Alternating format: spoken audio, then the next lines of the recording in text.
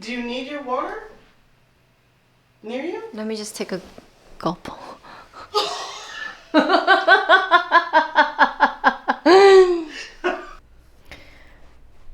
Okay, look, I don't really know what to say. Well, what is giving you the most trouble? I mean, just be honest. Okay, so I think I'm gonna make like some loose connections to things. You know, just things that I thought about, but not necessarily what the show may have implied, you know? That's fine. That's the whole point. It's about you. Yeah, so I think a lot of that might come out. So I'll start. Hi everyone and welcome back. Thanks for continuing to watch me. I'm not actually sure how these videos go because I don't really watch them or edit them or think about them after I sit here for a couple hours on a Saturday. Which probably is a good thing because I probably would find any reason to be deterred. I don't know if I would find a reason to be deterred, but if there was a deterrent, I think I may be deterred. Yeah, you're like that. Yeah, I'm like that. I could be like that. I finally made it to infection. This is a record, even though this is only episode 4. This is a record that I'm actually sitting in front of a camera talking about infection. And I've been told it's the one show that JMS does not want to talk about. So here I am. Infection. What do I want to say about it? First and foremost, the first thing that comes to mind is this. Why is Sinclair so angry when he addresses Tular? He is so angry. He's very angry. What was that dialogue he says? I have to refer to my notes because my memory isn't so great. Excuse me.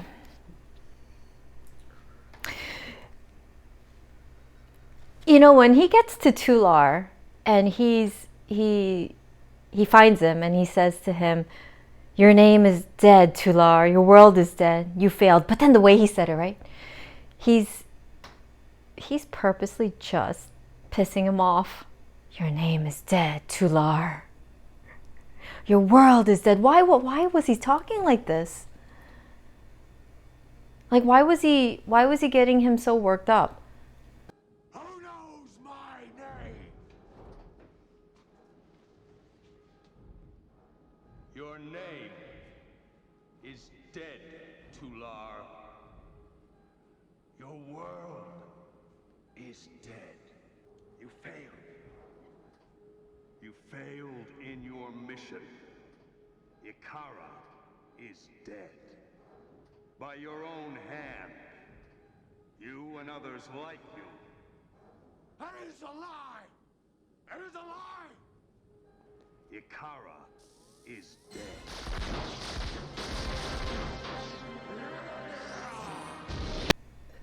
Okay. Don't get me started. Okay. But you know, this isn't the first time we've discussed how Sinclair, like, needles people. He did that to the Soul Hunter. Mm-hmm. Like, he just has a shitty attitude. And yeah, there is no reason to do that. No, especially with all the information he knew, right? Well, the information that he has is skewed.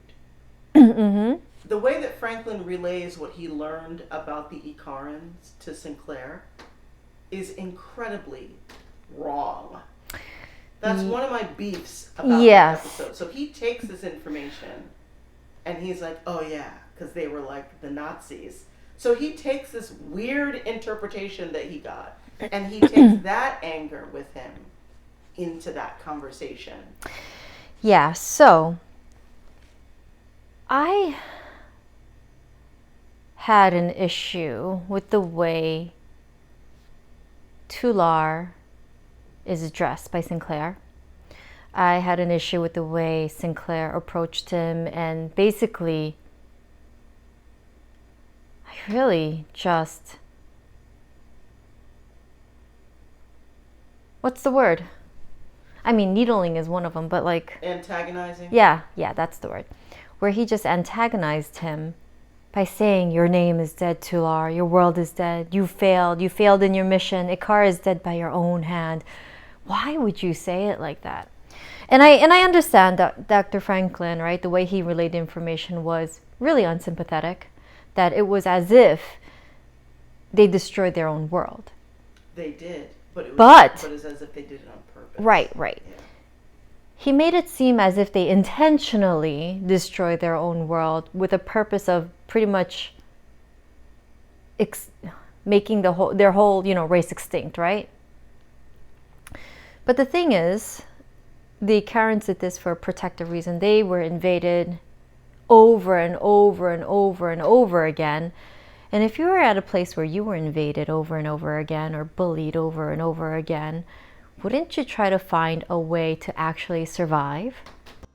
Commander, we managed to access the organic memory banks of one of the artifacts. Make it short, Doctor. I don't have a lot of time. Let me know when it's on the move again. Go. Over the course of their history, the Akarans were invaded half a dozen times. Each assault more deadly than the first. They needed to create the perfect weapon, able to adapt to any situation. An organic weapon, capable of independent thought. Temperature up 90 degrees in Brown 2, level C. Since it would take years to create synthetic intelligence, they incorporated the brainwave patterns of one of their researchers into the weapons. That's him. His name was Tular. But people can be fooled. So to prevent them from being confused by any misleading instructions from the enemy, they hardwired the machine half of the weapons not to respond to anyone who wasn't pure Ikaran. Just one problem, Commander. How do you define a pure Ikaran or a pure human? No one is pure. No one. So the Akarans developed a way that they thought may work.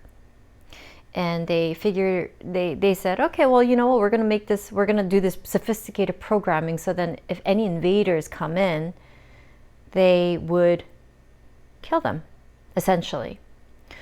Unfortunately, the programming wasn't really great. That's what it really came down to, that, you couldn't really exactly pinpoint who the invaders were and how to define a pure Ikaran. And I get it, but then isn't that all part of trial and error? I mean, I guess in many situations you don't really extinguish a whole colony of people, but I'm just saying that it was an effort that served a protective factor. It was a protective mechanism in the face of desperation. I think my nose is leaking. Hold on. You're gonna have to cut that out. Okay, I'm back. Why do you do this to me? Why do you do this to me? I am pure. The genetics test told me I was 100% Korean, okay? I would not be killed. Yeah. Okay. The differentiation really comes down to what happened to the Akarans was accidental, but Sinclair treats Tular as if it was his fault. Purpose. Right, his fault. Right. There is no Ikaran. Not the way you remember it. The others, like you, they beat the invaders all right. Just like they were programmed. They killed anything that was different. Alien. But we're all aliens to one another. Flawed, impure, different. Too tall, too short, too dark, too light, imperfect. They were killed, and the killing went on and on and on. No! The man you took over, Nelson, he's seen Ikara. Ikara after the others finished protecting it. Cleansing it of every slightest variation in genetics. So I took this, right, and then I thought about, okay, I thought about my own personal life. I thought about how, growing up as an Asian, quote unquote Chinese. Oh yeah, I was. Why did you put that in quotes? Because I was called Chinese. Oh. Why? No, because growing up, none of the other kids knew that there was any other Asian race than Chinese. You're not wrong back then. Yeah. Yo, back then, growing up in the 80s, it was, You Chinese something, something, something, go back to your country. You Ching Chong, blah, blah, blah, you go back to your country, right? There was no such thing as any other Asian race. And when I used to tell the kids in the neighborhood that I'm not Chinese, that I was Korean, they were, what do you think they asked me next? Exactly, they had that look. The dumbfounded, what's that? What's that? What's Korean? It didn't matter though. I was still Chinese even after I told them I was Korean because it was the same. But even while in my early 20s and I was working with someone who was actually going to school for a master's degree in marriage and family therapy. Okay. She asked me what's the difference between Korean and Chinese was. And she actually asked me, don't you still speak the same language?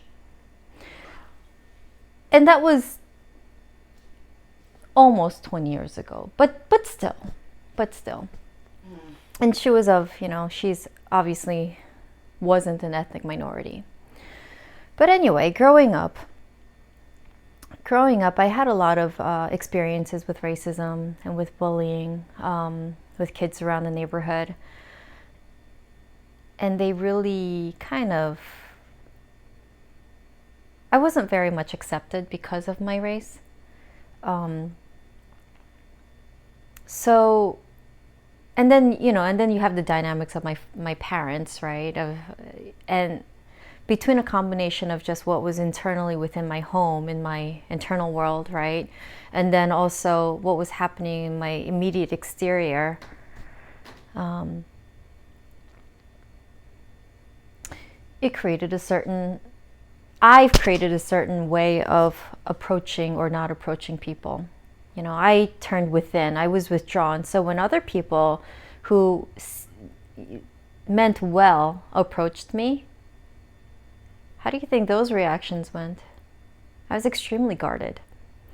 I was very guarded, and I wasn't willing to allow other people come close to me because those were met with hostility. Any interactions like that, I learned as a child that it was hostile, it was aggressive, it was unwelcomed.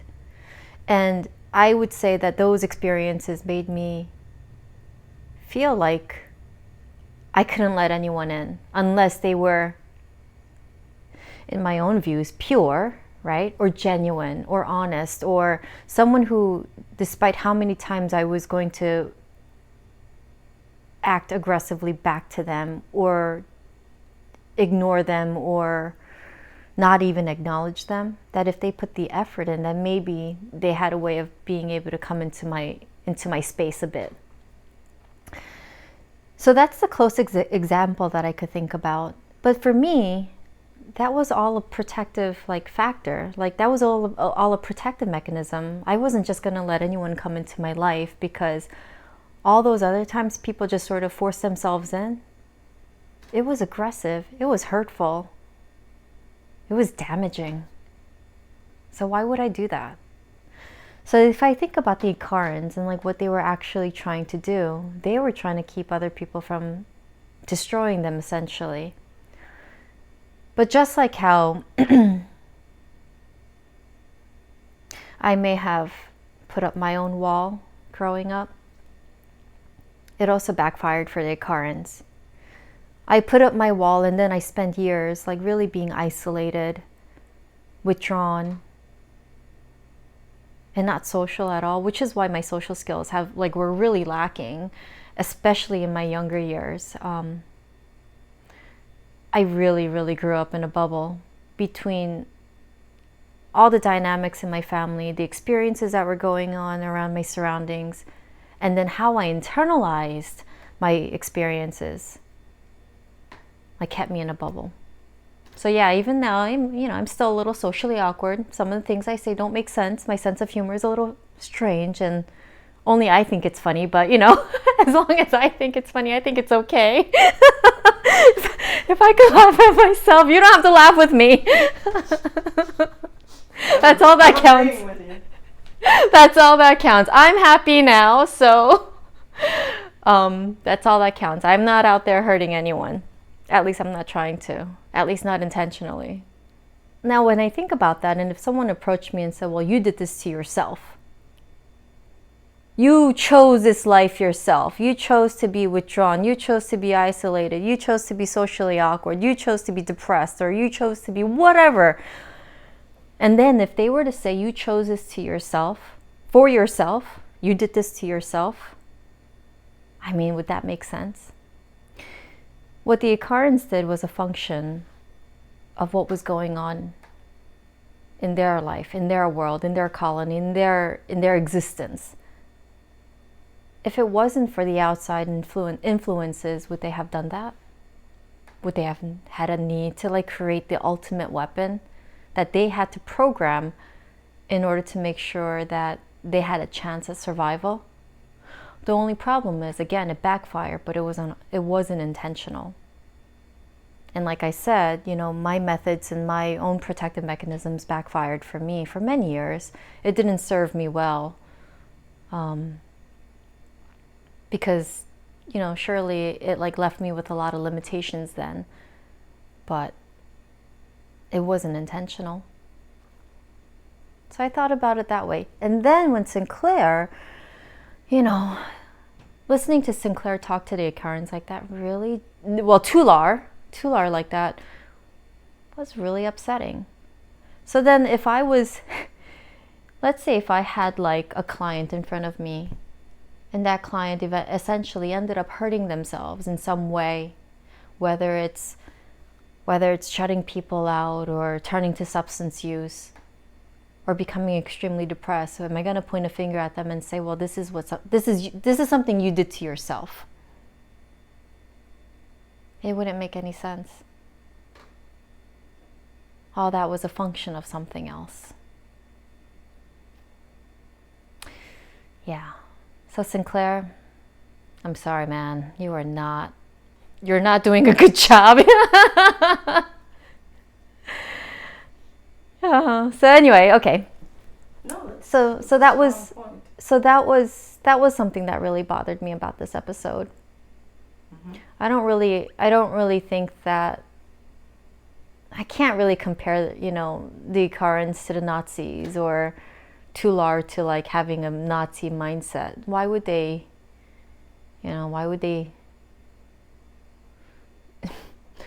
this is where my English fails. Why would they genocide themselves? There are two people interpreting what they think the Icarans did, but the Icarans were not trying to define purity in order to tell their people what was pure.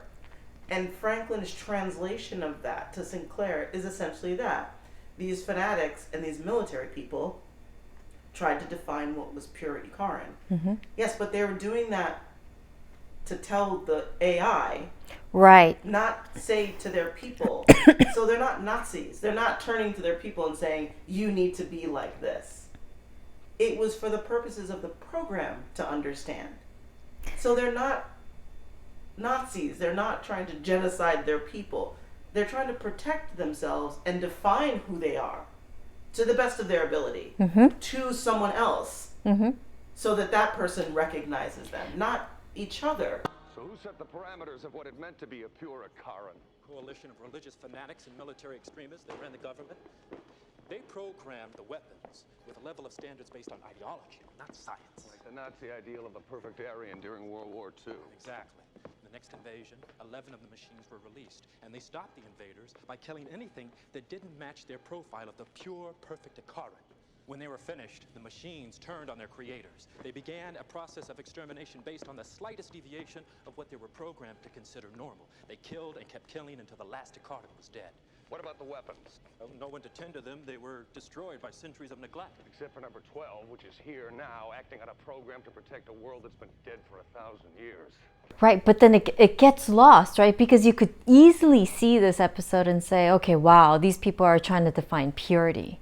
That if it wasn't this, then it's that, right? I don't know if I can mention this, but you know, it's just like the article you sent to me about the Japanese. Like Japanese culture want purity. Mm-hmm. They're big on it. They're really big on this. I have a friend who grew up in Japan, And he actually told me, because he's only a quarter Japanese, he actually told me that the number of times he was stopped by police and handcuffed and then brought to the police station to be interrogated because they have to make sure, because he was a 조선족. That pronunciation may have been so off, but it's almost derogatory way of saying like you're Korean. Oh. Right. That they had to take him down to the police station to be interrogated and make sure he's cleared to go back into society.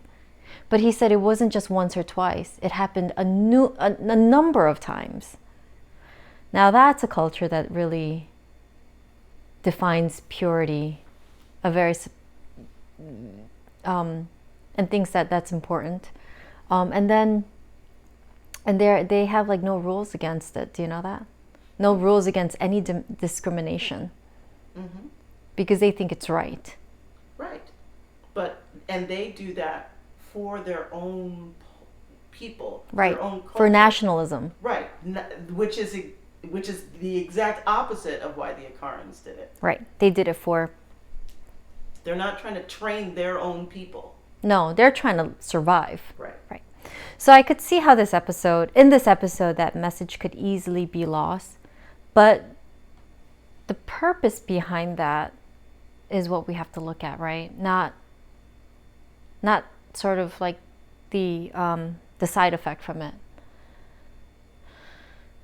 Well, the side effect is, they ended up dying, but they have to like look at the intent, not so much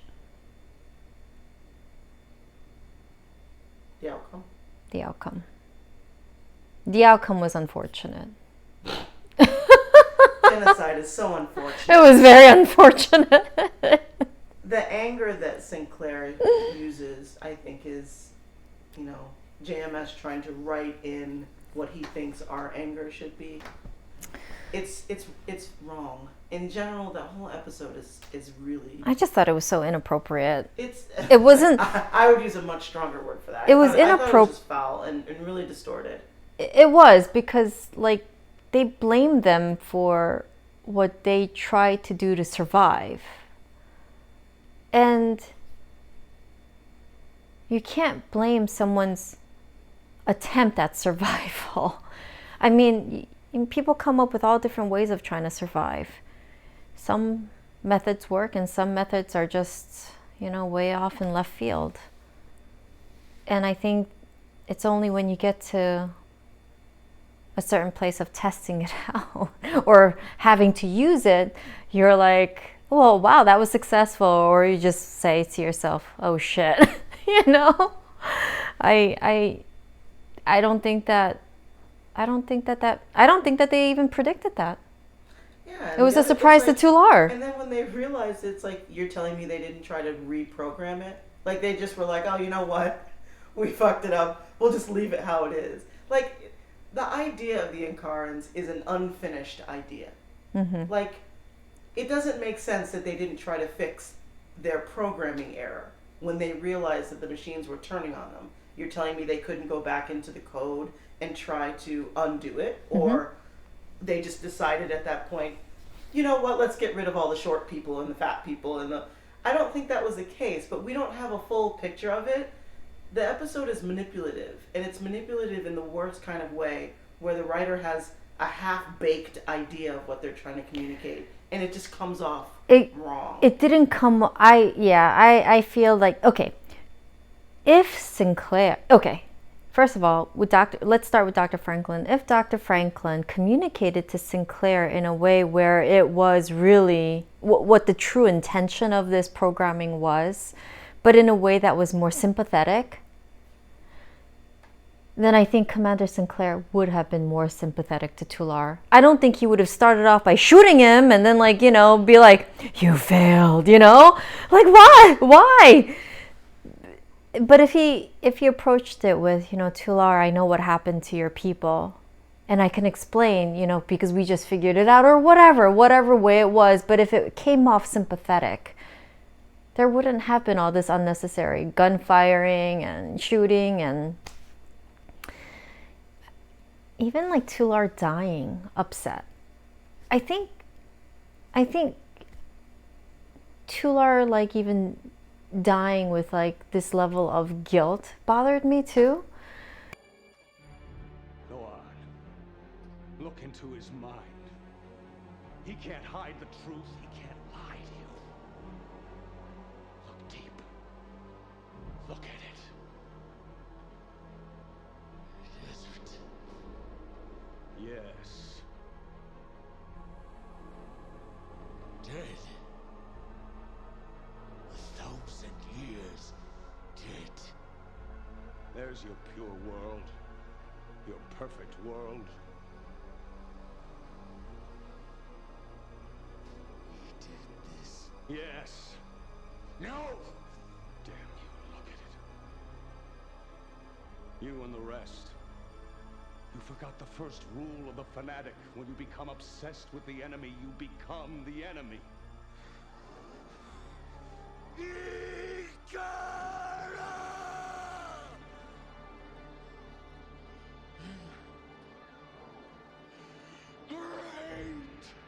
Maker! Forgive us this madness. Like, he did the best he could under the circumstances that was presented to him. And till the very end, Sinclair softened slightly at the end there, but Tular died with Sinclair just telling him that he was a murderer, basically, and that he was responsible for the killing of all his people, for the death of all the Icarans. And that bothered me. Here's this guy who tried to create the ultimate weapon for the Icarans to survive, and Sinclair basically said, "Yep, you fucked them all over. You killed every single one of them. It's your fault, and this is how he dies."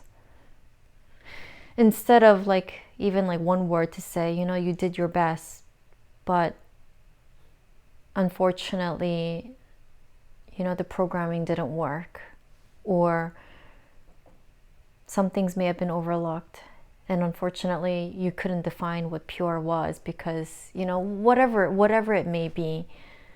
So Tular dying in the way he did also bothered me.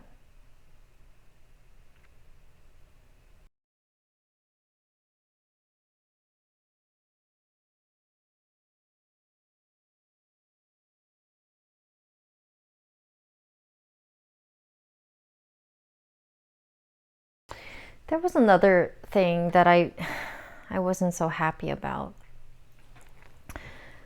So in the very beginning, when the customs guy died, He was dumb. yeah, why would you say out loud all your suspicions? Oh, this looks like there's less room in this box compared to this box. I feel like you're smuggling something in here. Let's see. Look, he had it coming. Nothing organic, just some pottery and stonework. Funny thing. Bottom of this box on the inside is 4 inches shorter than the bottom of the box on the outside. Like there was a hidden compartment in here. If I didn't know any better, I might think you were trying to smuggle something in. Not a chance. No, it's just packing material to protect the stuff. Here, let me show you.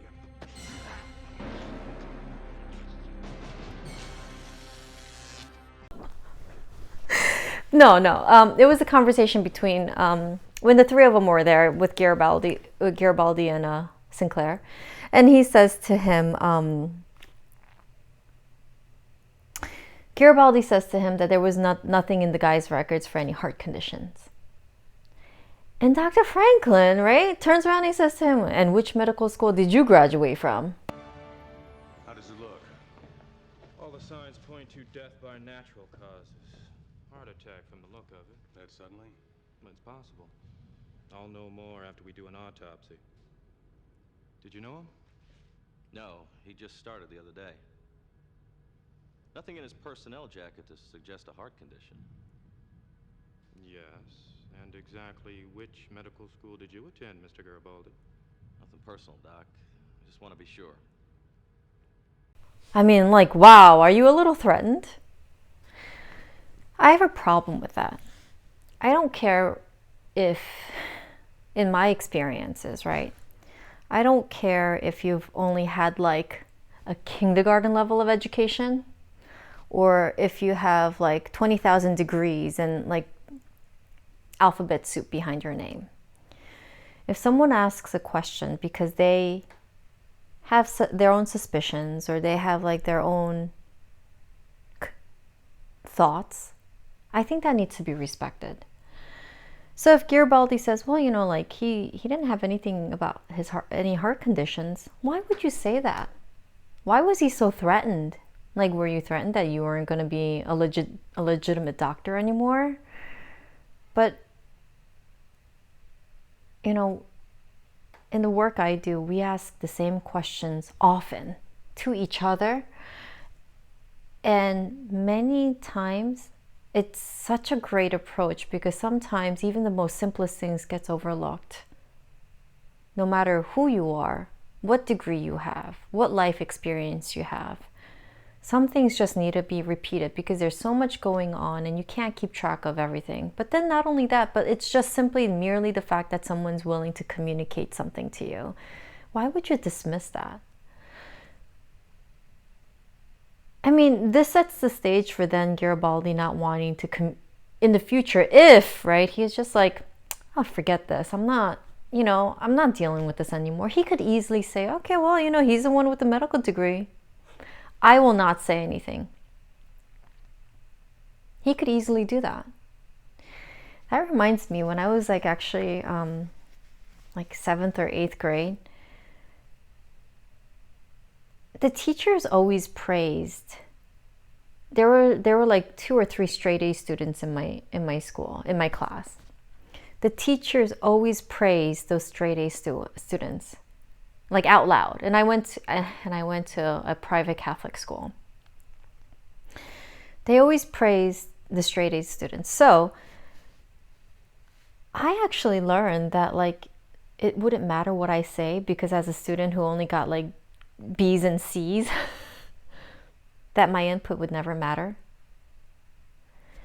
And I remember we were doing a project, and the straight A student went about it in the most inefficient way. And I could have said something, but it kept me from saying something because I was told I wasn't as good enough as they were. And that was a message behind, oh, well, they get straight A's all the time. These are good students. These are the honor roll students. So I think I've learned not to be dismissive. I'm when it comes to other people like talking to me about things that I may have some expertise in, I don't ever try to dismiss that, because there's a lot of things that I don't know. And there's a lot of things I forget or that I may oversee. So it's not even like Garibaldi's giving a medical diagnosis. No, he's not. He's just saying in his file it doesn't say that that's he had a any good heart piece of conditions. information. Right. And like, what does that have to do with, like, you're not wrong. That's it. Oh, that interaction right there like really irked me. Like I said, if Dr. Franklin and Sinclair were more sympathetic to the information that they gained, it could have been a very different episode. Sinclair is shaping up to not be a terribly sympathetic person. No. He's very angry. He is actually very angry. He reminds me of me sometimes, like, in those moments of anger, because sometimes I think about the things that are just not right. But I'm not, I'm like, I get angry for like things that I really think you need to be angry about. Sinclair has a lot of internal issues, though. Yes, which brings us to, his conversation with Garibaldi and him. So this is the third time that he risked his life just to get in there and do something. And Garibaldi makes a poignant statement. He says, I think you're looking for something worth dying for because it's easier than finding something worth living for.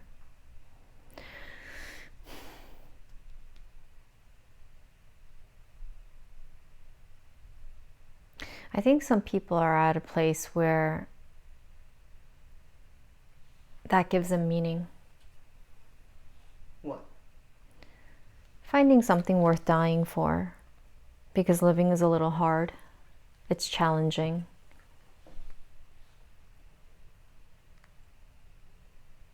It's a really interesting statement. Find something worth dying for versus looking for something worth living for.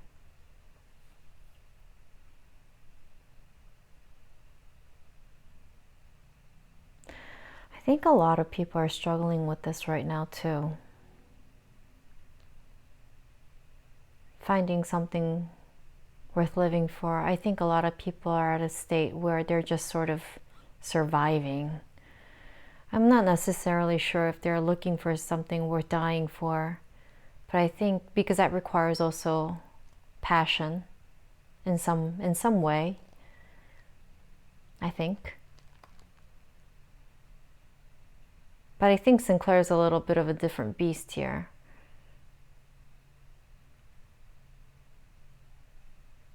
Let's try to figure him out. I think from a PTSD standpoint, yes.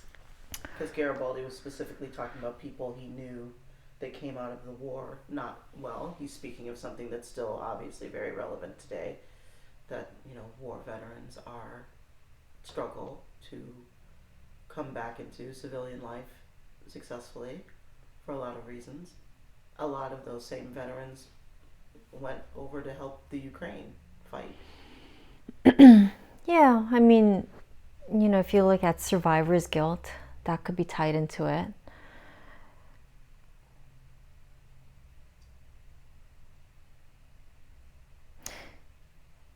To be able to feel something is something. But finding something worthy to live for. Finding something worth living for.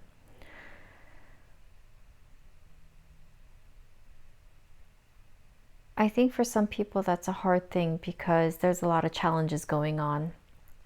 There's a lot of psychological challenges that people are experiencing. There's a lot of limitations, especially the financial piece being huge right now. I mean, it's always been huge for a lot of people, but I think it's hard. It's harder right now. People's mental health is also, well, work. Work is a challenge everywhere. Everyone is really stressed because a lot of companies and institutions are really short-staffed. So they're doing the work of several other people. I'm in healthcare at a nursing home, and that's been challenging. And like, you just really think about, and like with COVID, right? Like, you can't really think of like the same plans you used to once have of wanting to do and like drawing it out and being able to go do it. Like taking a really nice vacation somewhere. And just, I mean, the stress of vacation alone was challenging enough, like getting on a plane. I don't think too many people care about that anymore. People are doing whatever they want now. Yeah, but there's still a good number of people who are worried about that. There's still a good number of people who understand the impact of long COVID. There's still a good number of people who have autoimmune issues, such as myself. There's a good number of people who can't see life the same way.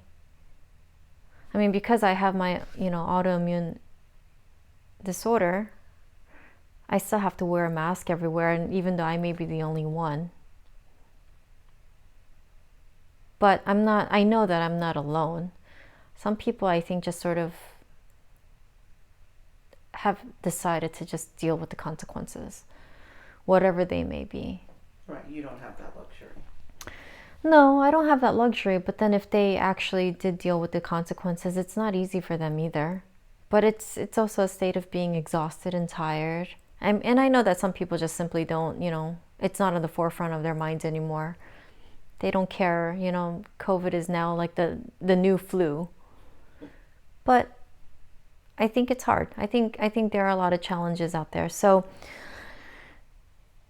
for a lot of people, I think survival is first and foremost right now. Are you going to get like food on the table? Make next month's rent or mortgage payment? Still pay off your student loans and all these other bills that you may have? And there's a lot of people, there's a growing number of people, I don't really know what the statistics are, but there's a lot of people who are having a hard time finding partners in their life too. There are even wider differences on opinions and worldviews now that people really can't simply get along. I mean, at least back then whenever that was, at least back then when people were able to sort of agree to disagree. Yeah, agree to disagree, or just be able to like accept the differences. But now the differences are so vast, and it's so dramatic. Dramatic's a bad word. It's just so vast, and it's hard to reconcile those differences at this point. But I do know a number of people who are struggling because they cannot find something worth living for right now. And that comes with helplessness. Like not feeling like circumstances are in your control. Sinclair would have a lot of that, given his memory loss. And I get the impression that, I don't remember The Gathering as well, because I didn't watch it as recently as you, but I thought that I read an old essay of mine about it, and I thought there was a point in The Gathering where I had written that he seemed to be aware that there was something off about him being celebrated. Yeah, he thought it was strange. Right, and I think he's like the only one. I think I wrote in my essay that everybody wants to celebrate him but him. Like he doesn't think, like there's something in him that knows they shouldn't be celebrating him as the hero of the line. Mm-hmm. And I think that he has a lot of this unresolved, all these questions and this Mm-hmm. emptiness, and he can't feel like a hero even though everybody keeps Mm-hmm. doing that. Mm-hmm. So I see that a lot in him continuing to try to prove himself Mm-hmm. in a way that makes sense to him. Mm-hmm. Not Yeah. in a way that everyone else tries to. Right, that's probably why he keeps jumping into like danger whenever there's a chance he gets, because he's probably proving himself and trying to live up to that title of hero in his own way. But he knows he shouldn't have survived. That war was over.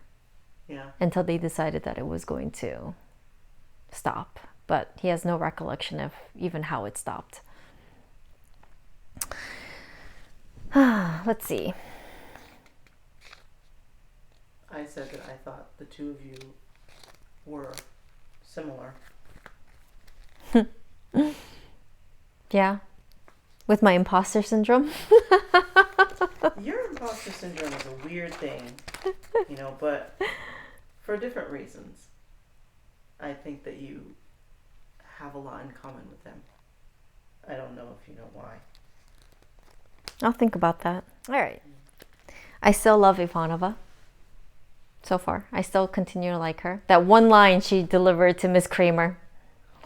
I'm like, she wasn't even in the episode. I think she just had that one. That one line. It did it for me.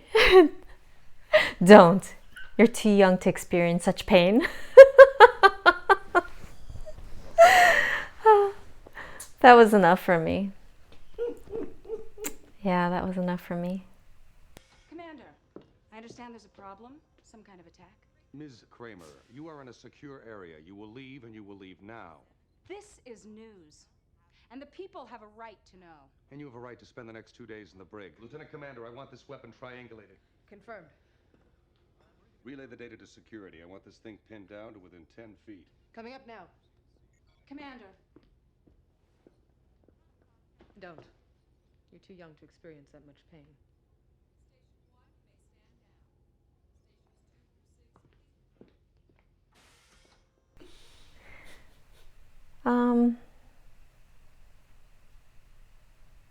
I don't know. The episode was pretty straightforward for me. There wasn't really too much that I wanted to say about it other than how I felt about the Incarans and how Sinclair and Dr. Franklin to address that whole thing. Not a fan. Not a fan. But I mean, overall, I still enjoyed it. This is a record-breaking recording for me. And that's all I really have to say. Are you excited about getting to an episode that technically you have not seen? Technically, I have not seen. I don't even remember it. I know that Jakar was in it. I only remember something he said, something really nice at the end. Oh? But it went over my head at the time. Oh. There was even this episode, I didn't understand it last time I watched it some 10 years ago. Yeah, I was going to address that with you. What was it like? Now that you've seen it and you understand that it's not that complicated, do you remember why you were so intimidated by it last time? Yes. Okay. I was not smart. What kind of an answer is? What does that even mean? We've already established that the episode is dumb. Like, the episode itself is. I was dumber than this episode. That's pretty insulting. I'm not even going to give you that. No. No, hold on. No, 10 years was a long time. I had 10 years to evolve. I've grown a lot in 10 years. Yes. I've come to understand a lot more in 10 years. And I think the way I watched media was really, even just 10 years ago, like watching media was something that I did really behind a wall and behind a lot of other different, like it was something I consumed from the surface. So not much was like, no gears were turning in my head whenever I did anything like at the time. It was just simply something that like pictures flashing on a screen with people talking. And a lot of times it was just gibberish. Like that's the way my brain worked. Like I never really took things in. I didn't watch media with intent either. Or did I watch it with any other thoughts that just sort of let go through my mind? It just didn't happen that way. It was very sterile. And matter-of-factly, like, that's it. Just people on the screen talking and that's it. Like, if I think about all the times that I watched any TV shows growing up, I couldn't tell you what I watched. I like the He-Man episodes, the Xena episodes, the Saved by the Bell episodes. I can't tell you like what I watched. All I can tell you is that it was a space filler for me. Sure. And it was just a space filler for me to know that I had something giving me company, and it never went beyond that. And this is my own programming because of how things were. It was company, but not in the way where I thought that there was anything more for it. What about when you watch Korean stuff? Back in the day, even. I barely understood it back then. Well, before I met you, you were watching Korean things. Not really. You reintroduced me to Korean drama. Oh, you're welcome. Yeah.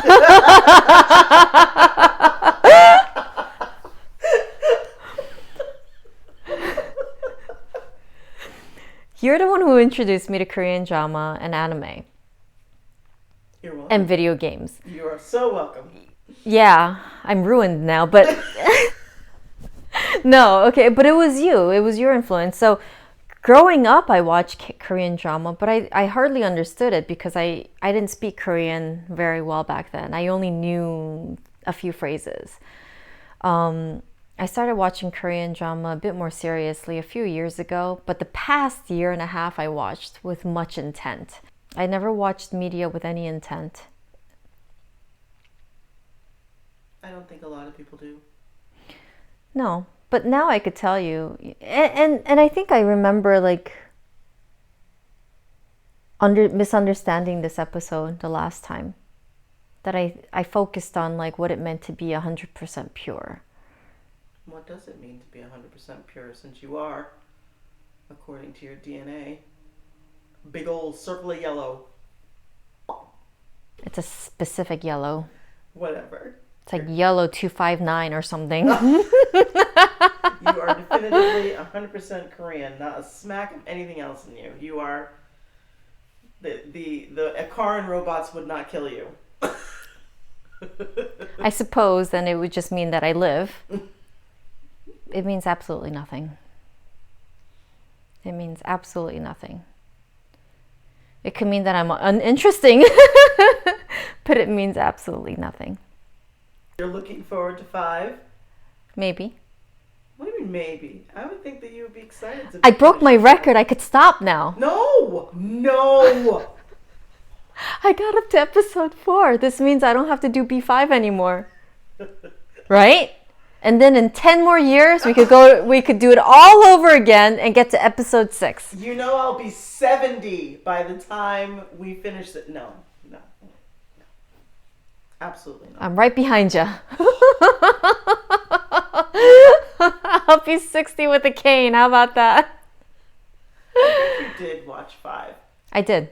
Because there are a lot of those Centauri gods or whatever, that they have gods for everything. I think that was that episode where he says that they have like all these different gods. I just remember the speech at the end vaguely of what Jakar says about the stars and the galaxy and maybe the Milky Way, but I don't think the Milky Way's in there. But you know, I'm just saying. Oh, I don't remember it at all, so we'll have to see. Whatever he said at the end, I just know that it was profound, but I don't know what it meant. Well, maybe you will this time. Maybe I will. Because now you're smarter. Just a little. Bye guys, thanks for watching. Until next time. And maybe 10 years from now. I'm excited. Hate you. Cut. Hate you. We'll see you 10 years from now. You know I'll be dead, right? It's okay. We'll do it from the grave.